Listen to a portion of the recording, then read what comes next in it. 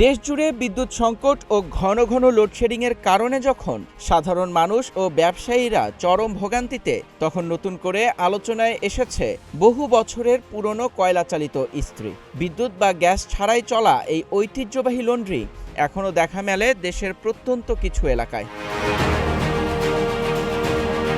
আধুনিক বৈদ্যুতিক ইস্ত্রির দাপটে এর ব্যবহার কমে গেলেও বর্তমান বিদ্যুৎ সংকটের সময়ে আবারও ফিরে এসেছে এর কদর।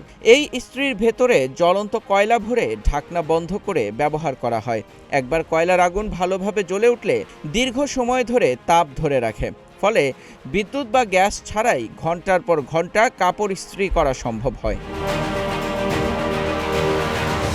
দীর্ঘ সময় বিদ্যুৎ না থাকায় অনেক বৈদ্যুতিক লন্ড্রি সময়মতো গ্রাহকদের কাপড় সরবরাহ করতে পারছে না। তবে কয়লার ইস্ত্রি ব্যবহারকারীরা বলছেন, বিদ্যুৎ বিভ্রাট তাদের কাজে কোনো প্রভাব ফেলছে না। নিরবিচ্ছিন্নভাবে গ্রাহকদের সেবা দিতে পারছেন তারা।